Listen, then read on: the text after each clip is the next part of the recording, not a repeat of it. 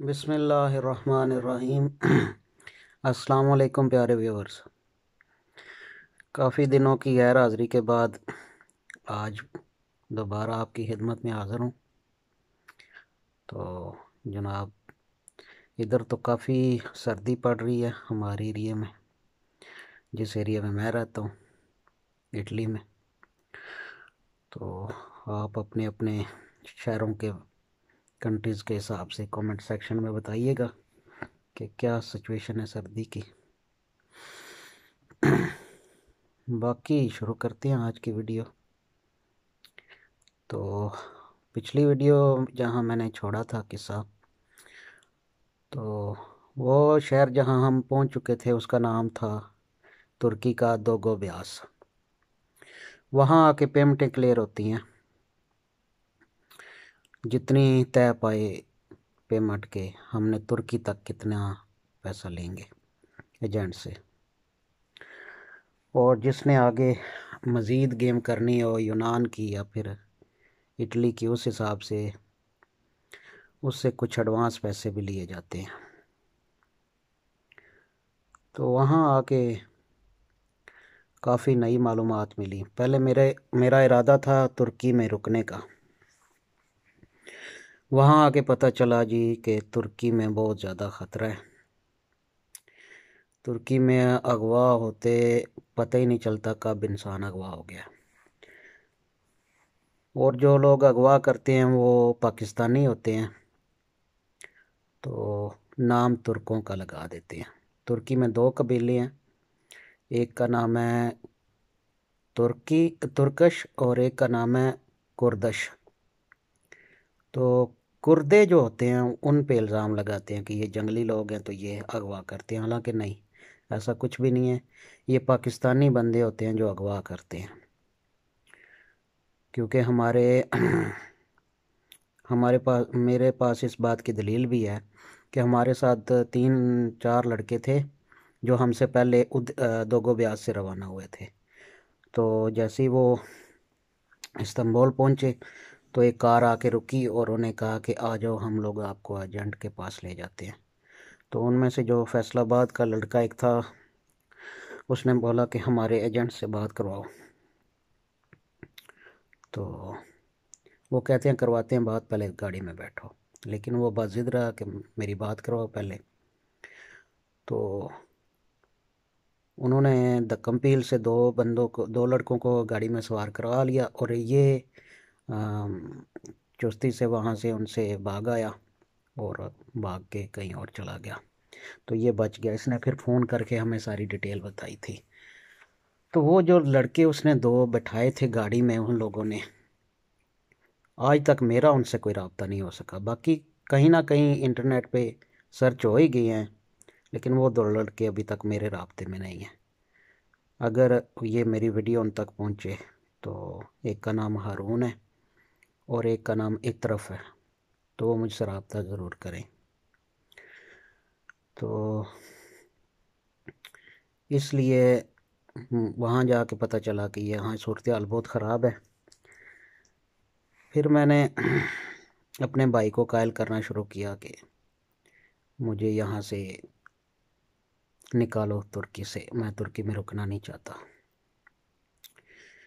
वहाँ सेफ में हम लोग जो गांव से 4 लड़के इकट्ठे रवाना हुए थे, 2 दिन बाद 2 का पैगाम आ गया कि 2 को वो लेके जा रहे हैं इस्तांबुल, और 2 लड़के हम बच गए। मुझे उस वक़्त बहुत एक किस्म का गुस्सा आया था कि हम लोग इकट्ठे क्यों नहीं जा रहे। तो हम 3 लोगों ने पेमेंट क्लियर कर दी थी, तो एक लड़के की पेमेंट नहीं क्लियर थी। अब उस एक लड़के की वजह से फिर उसने 2 बंदों को उधर छोड़ दिया कि जब ये पेमेंट क्लियर करेगा।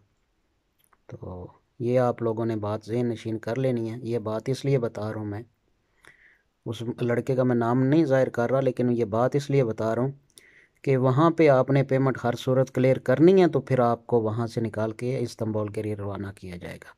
जब तक आप लोगों की पेमेंट क्लियर नहीं होगी, आपको वहीं पे रहना पड़ेगा।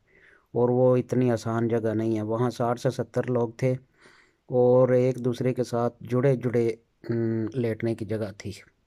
बिल्कुल भी वक्फा नहीं था, करवट लेने के लिए भी बहुत तंग जगह थी। और 2 वक्त का खाना वहाँ से मिलता था। एक तो मैंने आपको पिछली वीडियो में बताया, वो सुम्बी तुर्किश ज़ुबान में कहते हैं उसे, वो ब्रेड की तरह होती है। और उसके साथ आलू और शोरबा, और 1 वक्त में चावल। बस चावल बस वही तड़के वाले पका देते थे, जिसमें थोड़ा सा नमक और मिर्च होता था, उसके साथ कुछ भी नहीं।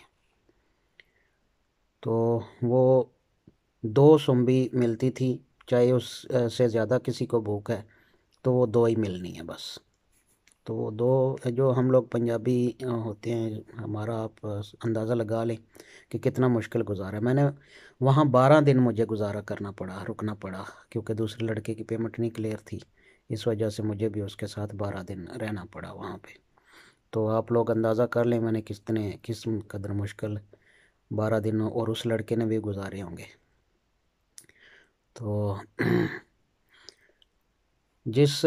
हम लोग एक ही बाथरूम था उस कमरे में, अटैच था, और लंबा सा कमरा था, और उसी में एक चूल्हा रखा हुआ था, उस पे वो खाना बनाते थे।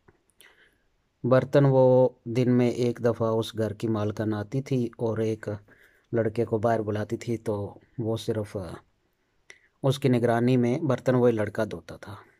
एक दफ़ा मैं गया, मुझे शूज़ की फ़िक्र थी, मेरे शूज़ ज़रा मैंने पसंद के लिए थे, तो जब मैंने बाहर निकला तो वो शूज़ गायब हो चुके थे। इसलिए मैंने पिछली वीडियो में आप लोगों से कहा कि अपने शूज़ की वहाँ बिल्कुल परवाह करनी है पहले सबसे। तो जब उसने मेरी दाढ़ी देखी, उस औरत ने, तुर्किश औरत ने, तो वो बोली कि नहीं, ये बुज़ुर्ग है, इसको वापस ले जाओ और कोई बच्चा भेजो। तो ये इसलिए बात बता रहा हूँ कि तुर्कश लोगों की अ, जो है वो देखें ज़हनी कैफियत, कि वो काम करवाना पसंद नहीं करते बड़े लोगों से। और हमारे यहाँ तो मैं तो फिर भी अभी आके मेरी 36 साल उम्र हुई है, उस वक़्त 32 साल थी जब मैं जिस वक़्त की बात कर रहा हूँ, आज से 4 साल पहले की। तो इसके बावजूद भी उसने मुझसे काम करवाना पसंद नहीं किया, और हम लोग अपने बुज़ुर्गों से 70-80 साल के बुज़ुर्गों से भी काम करवा रहे होते, पाकिस्तानी लोग। तो तुर्किश लोगों से ही हमें कुछ सीख लेना चाहिए। ये बात इसलिए आप लोगों से शेयर की है। तो एक बाथरूम था, उसी में हम लोग नहाना पड़ जाए अगर किसी को, तो बर्फ़ की तरह ठंडा पानी था, बर्फ़ की तरह ठंडा। अगर उंगली से पानी को चेक करें तो उंगली जम जाए, इतना ठंडा पानी था। और उसी बाथरूम की टूटी से हम लोगों ने पीने के लिए भी पानी लेना होता है। इसलिए आप लोग अगर उधर पहुंचे तो सबसे पहले अपनी पेमेंट क्लियर करवाएं। आपके पास पेमेंट मौजूद होनी चाहिए। जैसे ही आप उधर पहुंचे, सिर्फ 1 या 2 रात आपको एजेंट वहां रुकने को कहे और वहां से आपको रवाना कर दे, क्योंकि पेमेंट क्लियर हो जाएगी, फिर वो आपको नहीं रोकेगा। तो ये बहुत मुश्किल होता है उधर रुकना। एक तो तुर्की में जितनी मर्ज़ी सफाई कर लें, आपको ख़ारिश ज़रूर लग जाएगी। ज़्यादातर लोगों को वहाँ पहुँचते ही ख़ारिश शुरू हो जाती है।